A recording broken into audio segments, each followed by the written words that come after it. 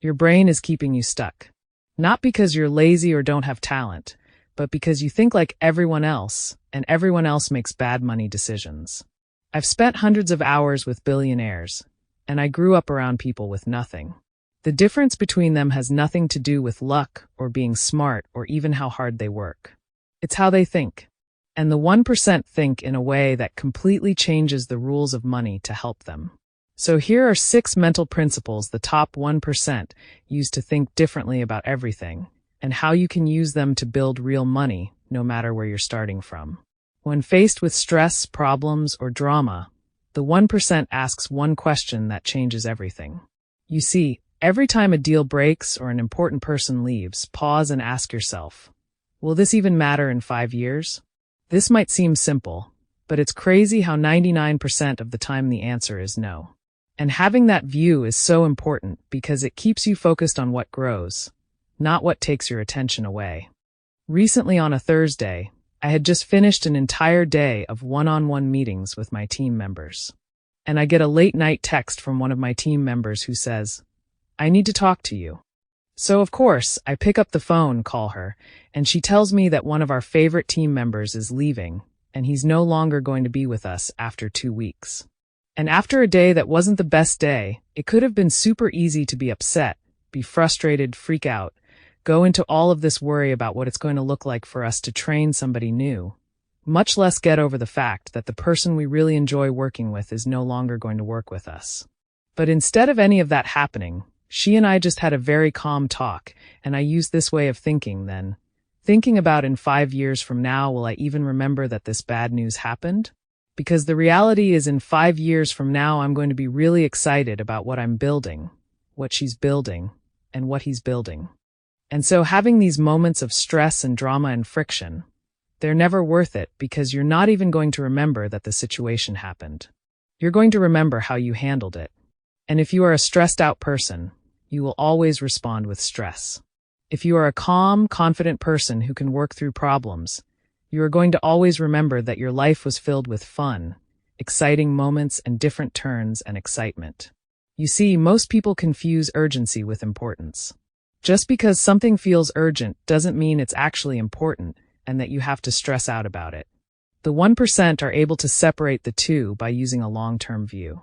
Now, this doesn't mean that you should ignore all of your problems. They're real problems, but you should handle them correctly. So next time something goes wrong, just pause before you react and ask yourself, will this matter in 5 years? If not, handle it with minimal energy.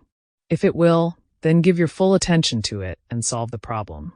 So instead of freaking out, we were able to make a game plan and get clear on who would need to replace him so the team could continue to do well. And one thing that I have mastered after having interviewed thousands of people is an interview process.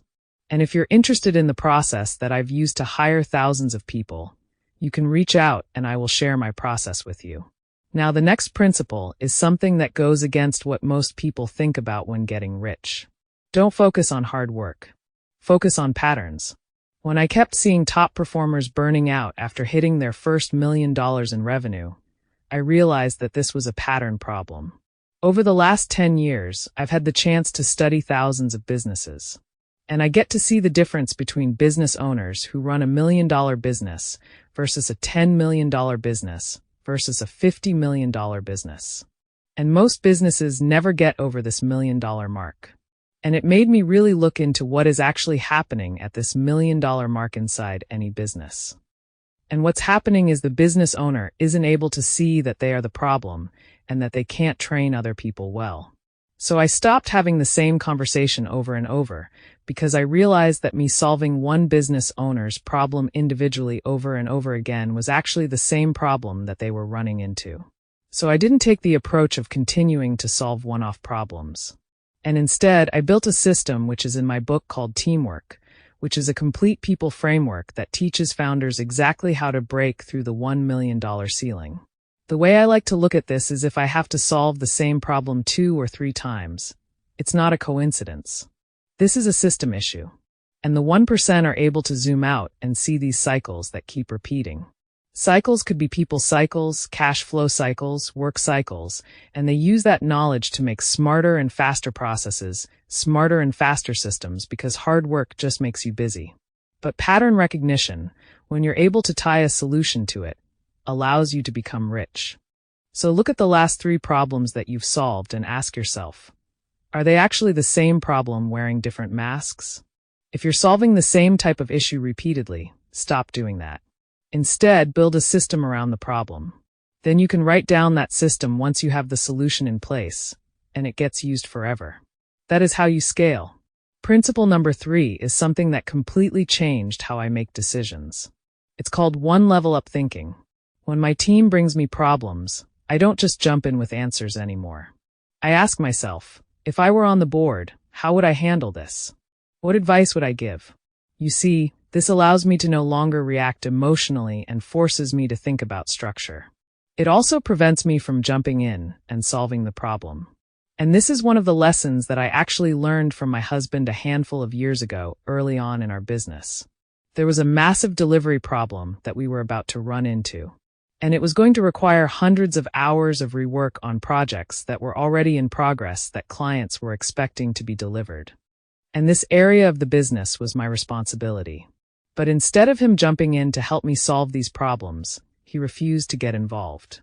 He let me figure out how to solve this problem because it was my job to figure this out. It wasn't his job. And that was very valuable to me because it was actually difficult for him to not jump in. It wasn't something that was easy, as if he was just giving me work and didn't want to do it. No, he wanted to solve the problem, but he didn't allow himself to get pulled away from what his job was. So when you remove the emotion, you set your team up and the structure up for success. Because if you keep jumping in and solving the problem, the team never gets better. The system never gets better. You just keep getting pulled into doing the same thing over and over again. And this is how I went from being someone who does the work to someone who designs the machine.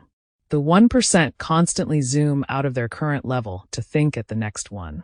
And that is how you start acting like a CEO long before you get the title. So next time you face a decision, pause and ask yourself, how would someone a level above me handle the situation? What would they see that I'm not seeing? What would they focus on that I might be ignoring? This will instantly upgrade your decision-making. Principle number 4 might be the hardest one to master, but it is also the most powerful. Emotionless decision-making equals freedom. When I fired my executive vice president, it wasn't emotional. It was math. And the numbers told the story before the drama ever did. You see, when somebody comes into your environment and you actually look at the numbers, you look at whatever it is that that role is supposed to drive, and you see that the numbers before them were growing, maybe like this, or maybe they were at least flat. But when they come into the environment, you can actually mark this person joined at this point. And you watch what happens with the graph. And if the graph starts to go like this in a variety, if not all of the numbers that that person is responsible for, you do not need to use any emotion when firing the person because it's just math. And that math is tied to the results that they weren't able to create inside the organization. So it can get really emotional, and you can use emotion and start pointing fingers and having all sorts of drama around it. But it is simply, can a person in my life do the job that they're supposed to do? And the only way that you know if somebody is doing the job they're supposed to do is if your stats in life get better, and anyone inside your environment where your life gets worse around them means that they are not doing the role that they have in your life. So they have to go. I used to second-guess tough calls and take things very personally. But now I treat my emotions like background noise. I can notice them, but I make decisions based off of the data. And that discipline gives me peace, and it gives me precision. Because the elite do not make decisions based off of their emotions. They make decisions based off of data-driven bets. They separate their feelings from true facts. Emotions slow down action where clarity actually grows with wealth. So next time you face a tough decision, write down the facts separate from your feelings. What does the data actually say? What do your emotions say, and separate the two?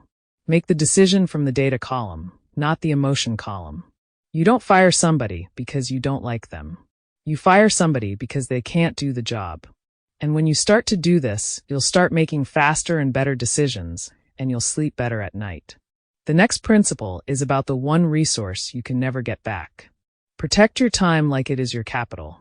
I used to feel like I didn't have enough time or energy to do everything that I need to do until I started saying no to quick calls and things that just added up that ended up costing me 2 hours of switching between tasks. So by cutting off these little things that I said yes to, I bought back time and energy for the strategy and the team development that is required in my role. I learned this lesson very early on in college. You see, one of my close friends was always busy. She said yes to every person who wanted to get coffee with her, grab lunch, go out to dinner. She was very popular but incredibly stressed, and she was never able to spend time on her grades. Whereas I rarely said yes to people. I like to do my own thing. I had a very small group of friends, and I wanted to get my work done. So by the end of the semester, even though she looked like she was busy and she felt like she was busy, she didn't actually get the results that she wanted. The people that she was saying yes to weren't actually helping her get closer to her goals, and she wasn't doing very well in school.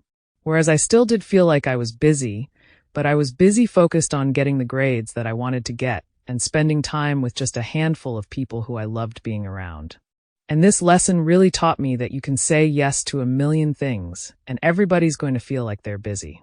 But if you're not saying yes to the right things and to the things that are getting you closer to where you want to go, it's wasted time. And I've brought this lesson forward to where today my calendar gets checked like it's a financial statement. If it doesn't create leverage or generate momentum, it's not getting scheduled. That one shift made me more effective than any other productivity trick ever could. Because average people trade time for money. The elite treat time as capital, as something that can grow or can be wasted, and they check their calendar as if it's a profit and loss statement. They cut low-yield activities, give to others anything that creates friction, and put hours back into high-return thinking and relationships. They don't manage time. They allocate their time like they're an investor. So this week, check your calendar like it's a financial statement. For every meeting or every appointment that you have, ask, what is the return on this investment for this hour? Cancel, give to others, or shorten anything that doesn't create true value. And then put that time back into high-return activities, strategy, relationship building, skill building. Your calendar today is actually your future. So use it like your goals depend on it. The last principle is one that most people ignore, but it might be the most important. You see, a curated environment equals curated thinking. I used to think that I could be successful despite my environment. It didn't matter that my house was a mess, or that I had friends who were a little unaccountable, or that I had a bunch of unfinished things because I wanted to go change the world. And what I realized is if I couldn't get control of my own environment, meaning the type of food that I eat, how I move my body every single day, the friends that I hang out with, the problems that I'm solving, if I can't handle me and my environment, how am I going to be able to impact other people? Because why should they listen to me about me helping change their environment when I can't even get control and change my environment? So when I started to look at this, I really had to take an honest look at my environment. What were the state of my possessions? Were things broken, messy, dirty, or were they organized and neat? And was there order in place? When it came to my relationships, were those people doing well? Were they having wins in life? Were they successful? Or were they struggling and dealing with a whole bunch of problems and a whole bunch of issues that were then being placed on me? Was my income actually growing, or was it staying the same? And what I found when I really looked at my income is I was so focused on solving other people's problems that I never took the time to solve problems that I cared about, that I could control, and I just wasted my time solving everybody else's problems. And so your environment and creating your environment has to be the first step in order to ever become elite at anything. If your environment doesn't challenge your operating system, you will end up defending being average instead of truly growing. And today I am ruthless about creating who I'm around because I know it will directly shape how I think. I just actually watched this with my husband recently. We are no longer spending time with a particular individual. And my husband is 5 times happier than he used to be. He is happier in the mornings. He is happier at dinner. He is happier throughout the day and will send me random text messages. And I can trace it back to the fact that this one person who is in his ear is no longer in his ear. That is the power of the people who you spend time around. And the 1% know this. So they only spend time around people who stretch their standards, who challenge their thinking, and ultimately who sharpen their worldview. This is how they keep moving forward. So look at the 5 people that you spend the most amount of time with. Are they truly stretching your thinking, or are they making your limitations stronger? If your environment isn't challenging you, just change it. You can join communities, groups where you are the least successful person in the room. That discomfort is growth. Your thinking will never go past your environment. So create it like your future depends on it. If you act on these 6 principles, you will think differently from 99% of people. And that is how wealth is built. If you want to learn how to communicate like the 1% so that people actually listen when you speak, keep learning and growing.